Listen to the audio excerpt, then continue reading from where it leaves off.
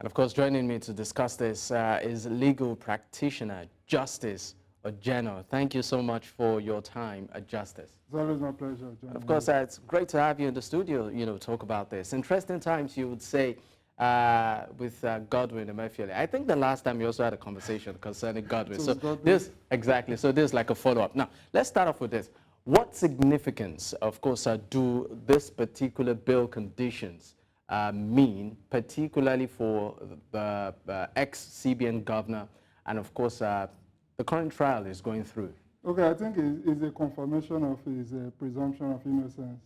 The fact that, okay, till now, there is nothing has been able to stick so far, because we have not been able to go through the entire process that would have determined whether he is indeed guilty of the allegations laid against him or not. I think that it's still early in the day, the jury is still out, because it's not really about how many allegations are laid against him. It's eventually the number of allegations that can eventually be proven that will make us know whether, okay, this person is indeed guilty or not, because nobody, again, is to be condemned unheard. He has a right to state his own part of the story.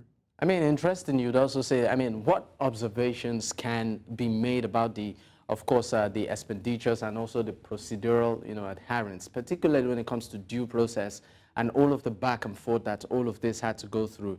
We know that some are saying that what the current CBN governor is going through is more of a political, witch hunt than maybe the actual crimes he's being charged for. What's your take? For me, I may not be able to extract the political witch hunt part of it, because to a large extent, a lot of it is that it has been made to go through, especially at the earliest times.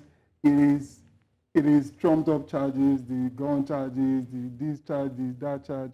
Those ones actually show clearly that they are trying to have him entangled. They don't want him to have any free time in order for him to probably be able to jump potential charges that are going to be laid against him. Because even as it is, as he's meeting a certain set of bail conditions, some new charges are actually in the works to be leveled against him. We saw the report of Mr. Jim Abazi that he has recommended a couple of things, and we just pray that they do it expeditiously and timelessly, so that he will also continue to enjoy the presumption of innocence that the Constitution guarantees him, despite the fact that a lot of people just feel like crucifying him. Now, I mean, some are also of the opinion that he could not have acted in isolation.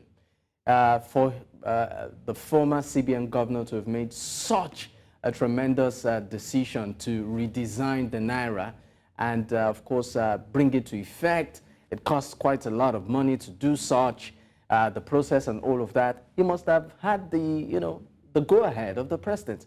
And the president even actually at some point did make that announcement, meaning that he was in the know of what is happening.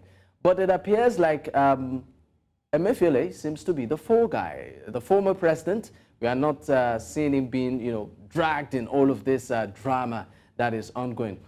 In your own, opinion, what do you think, what don't we see? Okay, the thing is, I agree with you that maybe the former president, I think, is too much of a big fish to be able to be haunted in this case. See, I agree with you. Does that make him bigger than the law? Okay. Yeah, I know that's where you are going to. Okay. Of course, many cases internationally, U.S. against Nixon, one of the things it establishes is that even the president is not above the law. Yeah, we know that as a matter of theory, and maybe in the exceptions in the U.S., because even the president of the U.S., the immediate past president of the U.S., Donald Trump, has at least 4 cases against him, about 90-something charges in total. So maybe in such countries, France, they jailed their former president. It happened also in Japan. Our own, it looks like anybody who has tasted our office is a really sacred cow that you shouldn't touch at all. So maybe he is going to be enjoying in continuity the provisions of Section 308 of our Constitution that give presidential immunity, despite the fact that the still being president. So that aside, sorry, I want you to expand on that particular section. Does that immunity extend to no, it doesn't. out of office? No, it doesn't. Okay. But we know that if you touch a strand of hair on anybody who has held such a high office, it may cause chaos. Ours is relatively fragile state. Our institutions are not that strong. The police is not that strong. The armed forces are not that strong. So maybe because of that, just leave that. Don't rock that boat. Just leave the president to just be in retirement. But as for the others that are not as high, I feel that the long arm of the law should be made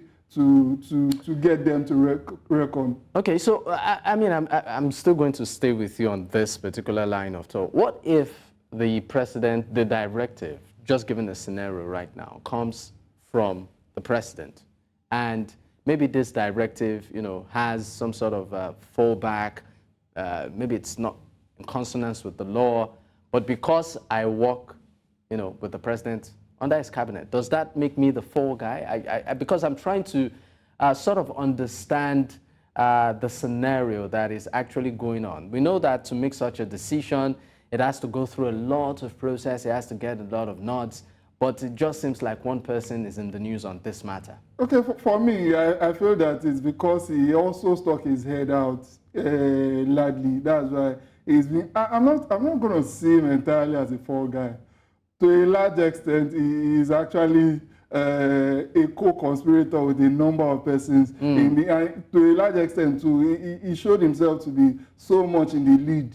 I don't want to prosecute him. I don't want to paint him guilty first before the law courts do it. But we saw a lot of handwritings, direct of his own on the wall to show that he just felt that because he had the powers that be behind him, he could really do and undo a lot of infractions of the law. But again, it is for the prosecution to be able to tender in evidence appropriately in order to be able to get him to fully account. And as for the persons too that he worked with, I've somehow politically separated the former president.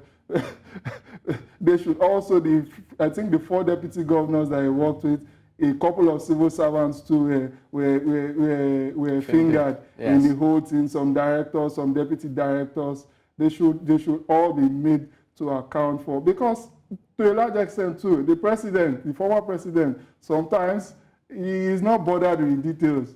So because of that, it is arguments that he placed before him that he rose with. So to that extent, even though the buck stops on his table, we may just leave him out of it. All right. Now, before I let you go, just in 30 seconds, what do you see panning out concerning Emefiele's case in the coming weeks or months? I see and I pray that the president should bring in more people into the fray, more people that he worked with, as in Emefiele worked with, in order to be able to wreak so much havoc into the country, on the country. Maybe the former finance minister should be made to come. If even she's not coming directly to court, she should come to Congress, she should come to our National Assembly and give accounts of her stewardship with respect to all these humongous thievery that actually went down during their own administration. The directors, some people were directly fingered, the alter ego to the vice president at the time. So people like that should be made to come and give account. That's what will show to the Nigerian people that this present government is more serious when it comes to fighting corruption. Justice General, thank you so much for your time. Pleasure. As always. Pleasure.